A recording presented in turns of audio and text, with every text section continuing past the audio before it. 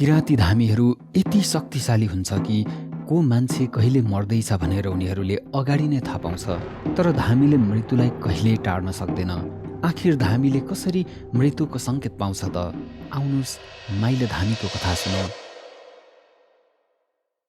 सङ्खुवा सभातिर एउटा गाउँ छ। गाउँलेको खेती नै अलैँची हो। जताततै अलैँची नै अलैँची। गाउँमा सायद पानी प्रशस्त भएर पनि होला, बर्खामा यो गाउँ हरियालीले यसरी ढाक्छ कि आँखाले विश्वास गर्दैन। त्यसमाथि उत्तिसको अग्लो र अजङ्गको रुखहरूले कता हो कता ढाकिदिन्छ घरहरूलाई। यो गाउँ किराँतीहरूको पुर्ख्यौली गाउँ हो। उनीहरूको इतिहास यो पहाडका ढुङ्गा र माटो जति नै पुरानो छ र यही छ एक भुइँफुटुवा शक्तिशाली माइला धामी। माइला धामीको कुरा गर्नुपर्दा सुरुबाट गर्नुपर्छ। उनी भुइँफुटुवा धामी हुन्, अर्थात् उनी आमाको गर्भबाटै तान्त्रिक शक्ति बोकेर जन्मिएको धामी हो। यसको मतलब उनको पुर्खामा कोही न कोही शक्तिशाली धामी थियो र उनको ज्ञान माइलामा स्थानान्तरण भयो। 7 वर्षको बालकैमा माइलाले पहिलोपल्ट आत्मा देखे। साँझको बेला बाउ बाहिरबाट फर्किरहेका थिए। माइला आँगनमा खेल्दै थियो। बाउको पछाडि छिमेकी काका थियो, तर काकाको 4 दिन अघि मात्रै निधन भएको थियो। माइलाले हाँस्दै काकालाई हेर्यो। माइलाको बाउ छक्क पर्दै माइलालाई हेर्न थाले। माइलाले प्रष्टै देख्दै थिए उही दौरा सुरुवाल लगाएर उभिएको छ काका। माइलाको एकहोरो हेराइ देखेर माइलाको बाउले बुझे उनको छोरो सामान्य होइन। 9 वर्षदेखि नै माइला काम्न थाले। भुइँमा बसेर अनेक तन्त्र मन्त्र बक्न थाले। अनि उनलाई सही बाटो देखाउन एकजना गुरुआमा आउनुभयो। किराँत मुन्दुमको जानकार उहाँ पनि शक्तिशाली धमिनी हुनुहुन्थ्यो। धमिनी जता जता कार्य गर्न जानुहुन्थ्यो, त्यता त्यता माइलालाई लगेर तन्त्र विधिहरू सिकाउनुहुन्थ्यो। त्यसपछि बिस्तारै माइलाले उक्कार गर्न थाले, मरेको मान्छेको बाटो लाउन थाले, बोक्सीलाई तहलाउन थाले। अहिले उनको उमेर 60 नाघेको छ, तर शरीरले थकान मानेको छैन। दिनरात कुनै न कुनै गाउँमा जान्छन् उक्कार गर्न, मरेको मान्छेको बाटो लाउन र तान्त्रिक कर्म गर्न। सङ्खुवा सभाका कैयौँ गाउँका मान्छेहरू माइला धामीलाई चिन्छन्, उनको नाम लिन्छन्, विश्वास गर्छन्। फागुन महिनाको अन्ततिर रात चिसो थियो, तर जाडो कम हुन लाग्दै थियो। बर्खा हुन अझै धेरै दिन बाँकी थियो। गाउँमा एउटा अल्छी शान्ति थियो। माइला धामी राति 9 बजे सुते। त्यो दिन थाकेका थिए। बिहानदेखि माथिल्लो गाउँमा एउटा कर्म गरेर आएका थिए। हिँड्दा हिँड्दै खुट्टा दुखेको थियो। खाना खाएर ढल्किए। निन्द्रा झ्याप्पै लागिहाल्यो। तर त्यो रात उसलाई डरलाग्दो सपना आयो। सपनाको कुरा गर्दा सामान्य मान्छेको सपना र धामीको सपना एउटै हुँदैन। सामान्य मान्छेको सपनामा मनको कुरा, दिनको थकान, पुरानो सम्झना यिनीहरू मिसिएर अजीब दृश्यहरू बन्छन्। अर्थ खोज्न कठिन हुन्छ। तर धामीको सपना एउटा सन्देश हो, स्पष्ट उद्देश्यसहित। जसरी कसैले ढोका ठकठकाएर भन्छ, ढोका खोल, अब केही हुनेवाला छ। त्यो रातको सपनामा माइला धामी आफ्नै गाउँको बाटोमा थिए। बिहानको उज्यालो थियो, तर उज्यालो भए पनि सबै कुरा धमिलो थियो। जसरी आँखामाथि कसैले पातलो कालो कपडा राखिदिएको होस्। रङहरू थिए, तर मधुरो छायाहरू थिए, तर अजीब। बाटोमा एउटा युवती हिँड्दैछ। पछाडिबाट देखिँदैछ कालो कपाल, कम्बरसम्म लम्बिएको। बाटो सकिएर गाउँको बाहिरतिर जाँदैछ, जहाँबाट जङ्गल सुरु हुन्छ। माइला धामीले सपनामै बरबराउन थाले, ए को हौ? युवतीले बिस्तारै फर्केर हेरी र माइला धामी रोकिए। मेनुका? छिमेकका सिंहबहादुर दाइकी छोरी मेनुका। उही मेनुका जसको हाँसो सुन्दा मन हलुका हुन्थ्यो। उही मेनुका जो घाँस बोकेर फर्कदा पूर्वेली भाका गाउँदै आउँथे। तर सपनाको मेनुका फरक थिए। उसको आँखामा खालीपन थियो। जसरी आँखाको ठाउँमा कसैले धुवाँ भरिदिएको छ। आँखा थिए, तर दृष्टि थिएन। र सबभन्दा डरलाग्दो कुरा, घाम टह टह लागेको बेला पनि भुइँमा छाया थिएन। यस्तो उज्यालोमा सबैको छाया हुन्छ, ढुङ्गाको, रुखको, मान्छेको, तर मेनुकाको थिएन। ऊ उभिएकी थिए, तर छायाविहीन। माइला धामीले सपनामै मेनुकाको बाटो छेक्न खोजे। फेदाङ्बा, मेरो बाटो नछेक। त्यो मेनुकाको आवाज नै थियो, तर निकै पातलो, दूर टाढा कतैबाट आए जस्तो, इको भएर आए जस्तो। यति भनेर मेनुका हिँड्न थाली। टाढा, धेरै टाढा उनी हिँडिरहेको बाटो बादलमा हराउँछ, जहाँबाट यो संसार सकिन्छ। माइला धामीले सपनामा उनीसँगै उभिनु बाहेक केही गर्न सकेनन्। तर जब पिउझे, छाती ढुकढुक हुँदै थियो, शरीर पसिनाले भिजेका थिए। फागुनको चिसो रात भए पनि मुख सुकेको थियो। यता बाहिर भने हावामा त्यो अनौठो हलचल थियो। हावाले रुख हल्लाएको थिएन, खिड्की बन्द थियो, तर हावाको स्वर अनौठो तरिकाले आइरहेको थियो। मेनुका, उनले त्यो नाम फुसफुसाएर भने र त्यसपछि धेरै बेरसम्म छानो हेरिरहे। निन्द्रा आएन। 60 वर्षको धामीले जीवनमा यस्तो सपना पहिले पनि धेरैचोटि भोगेको थियो। कतिजनाको अनुहार देखेको थियो, कतिजना गएका थिए, तर यसपल्ट भर्खरै फुल्दै गरेकी मेनुकाको थियो। जम्मा 22 वर्षकी, बाँच्न मन भएकी। अर्को दिन माइला धामीले दिनभरि सामान्य काम गरे, तर मन सामान्य थिएन। मेनुकालाई हेर्दा उसको छाया निहाल्ने कोसिस गर्थे। दिउँसोको उज्यालोमा छाया थियो, ठिकै थियो। सायद सपनामा छाया थिएन कि, उनले आफूलाई भन्ने कोसिस गरे। तर धामीलाई थाहा थियो यस्ता सपना मात्र सपना हुँदैनन्। राति 11 बजेतिर माइला धामी उठे। साधनाको बेला थियो त्यो रात। धामीको काम दिउँसोको उज्यालोमा हुँदैन। रात परेपछि अर्कै संसार जागृत हुन्छ। त्यो संसारसँग काम गर्नुपर्छ भने रातमै जाग्नुपर्छ। उनी निस्के। घाँटीमा रुद्राक्षको पवित्र माला थियो। गाउँ सुतिसकेको थियो। एकाध घरमा मात्र बत्तीहरू होलान्। कुकुरहरू यतिखेर शान्त थिए। बाटो सुनसान। माइला धामी हिँडे गाउँको मूल बाटोतिर। मूल बाटो गाउँको बीचबाट जाने बाटो थियो। यो बाटोले थुप्रै गाउँहरू जोड्थे। दिउँसो भए यहाँ मान्छेहरू हिँड्छन्, बेलुका भए बारीबाट फर्किनेहरू, तर रातमा कोही हुँदैन। मूल बाटोमा आइपुग्दा माइला धामी रोकिए। ढुङ्गामाथि बसेर एउटी युवती कपाल कोर्दैछे। लामो कालो कपाल। युवतीको नजिकै पुगे धामी। उनी छक्क परे। त्यो पनि मेनुका नै थिई। माइला धामी रोकिए। छाती भारी भयो। उनले हेरिरहे। एकछिन मेनुकाको हात कपालमा थियो। माइला धामी बिस्तारै अझ नजिक गए। 1 पाइला, 2 पाइला, त्यसपछि अचानक मेनुका हराई।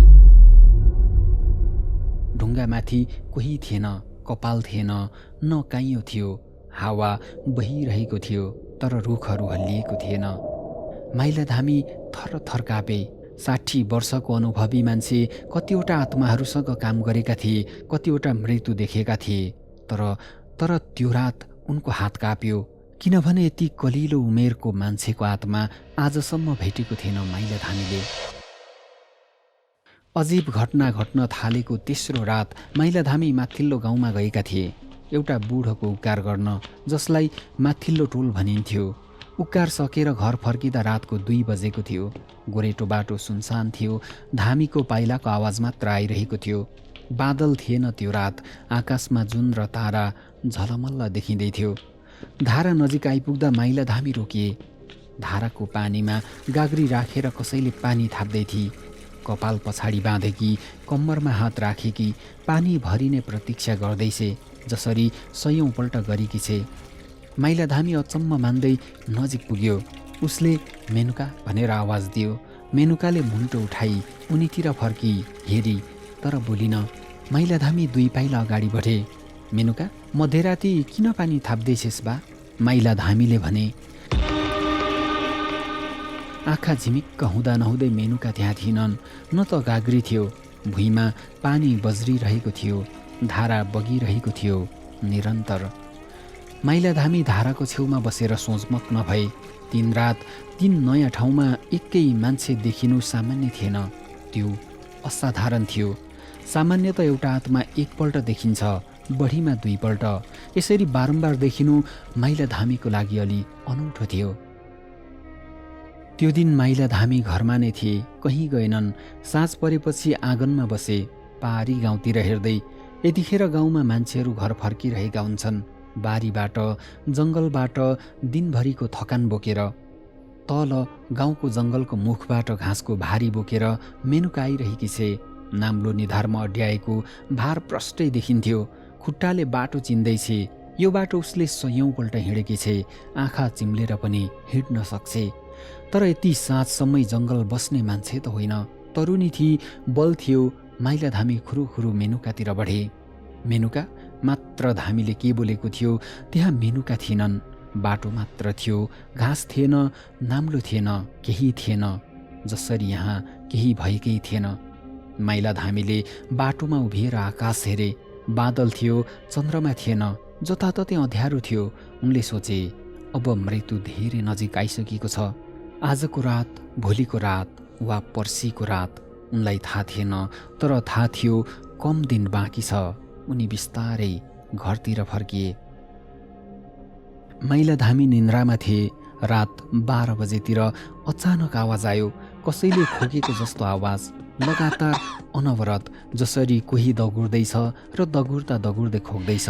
एकपल्ट होइन, बारम्बार, श्वास नफेरी।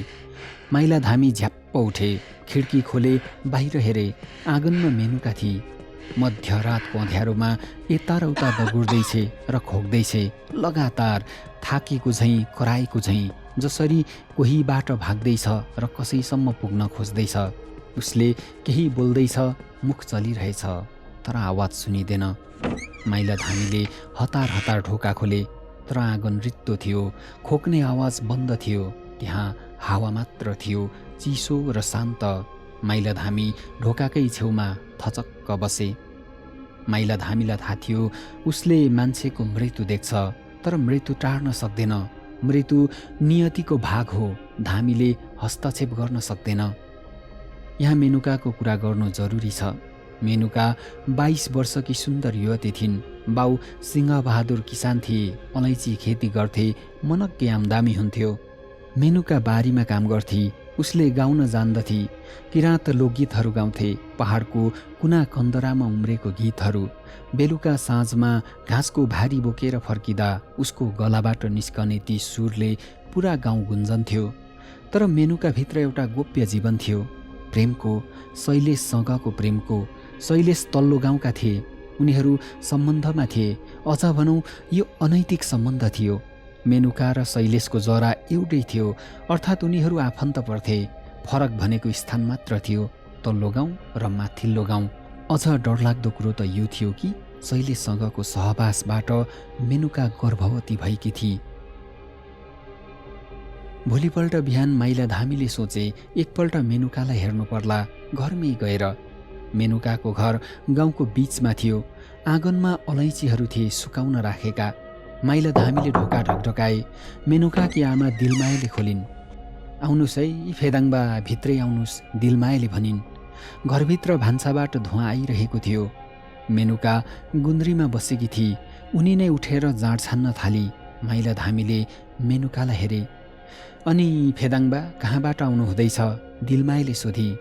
माइला धामीले हाँसे जस्तो गरेर भने, तिर्खा लागेर म त यसै पो आएँ। तिमीहरूको घरको जाँड साह्रै मिठो हुन्छ। छिनमै मेनुकाले जाँड छानेर ल्याई काँसे डबकामा जाँड राखिदिँदै मेनुकाले भनी, लु है पातलो पो भयो कि फेदाङबा। माइला धामीले पनि डबका उचालेर घुटु घुटु जाँड पिए, मुख मिठ्याए। मेनुका, माइला धामी बोले। हजुर, मेनुकाले भनी। ख्याल गरेस् है नानी आफ्नो, माइला धामीले भने। मेनुकाले अचम्म मान्दै धामीलाई हेरी। किन, जोखाना नराम्रो आयो कि कसो फेदाङबा? दिलमायाले भनी। अलिअलि झलक दिँदैछ है, माइला धामीले भने। नि अब के हुन लाग्यो नि? दिलमायाले लामो सुस्केरा तान्दै भनी।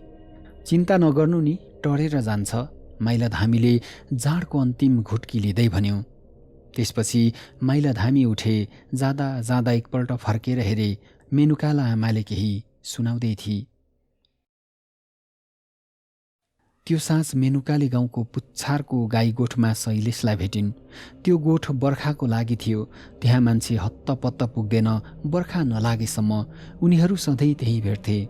मेनुकाको आँखा राताम्मे थियो, गला भिजेको थियो, भुइँतिर हेरिरहेकी थिए।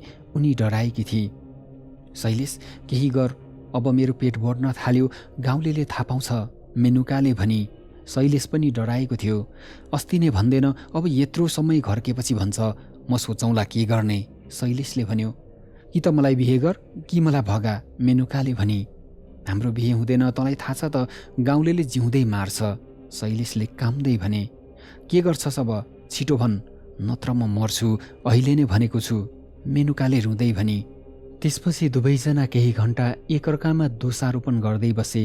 मध्यराति मेनुका गरौँ पाइला चाल्दै घर फर्की। उनको आँखाभरि आँसु थियो। माइला धामीले बाटोमा उभिएर मेनुकालाई हेरिरहेका थिए। तर आज देखिएको त्यो आकृति हिजो अस्तिको जस्तै हराएन, बिलाएन, बरु बिस्तारै पाइला चाल्दै थिए। यो कुनै आत्मा थिएन, बिलख बन्दमा परेको मेनुका थिए। भोलिपल्ट बिहान सामान्य थियो। मेनुकाकी आमाले भात पकाइन्, मेनुकाले खाई। दिउँसो घाँस काट्न गई अलैँची बारी गोडी। साँझ घर आई थाकेकी थिई, बेलुका खाना पकाई खाई अनि ओछ्यानमा उत्तानो पल्टी र सिलिङ हेर्न थाली। मध्यरात भयो, सबैजना सुतिसकेका थिए। घर शान्त थियो, बाहिर रात पनि शान्त थियो। मेनुका उठिन्, हातमा घाँस पोक्ने नाम्लो थियो। उनी सरासर अलैँची बारी गई र त्यस रात भर्खरै 22 वर्ष पुगेको जिन्दगीको जीवनलीला एकै क्षणमा समाप्त भयो।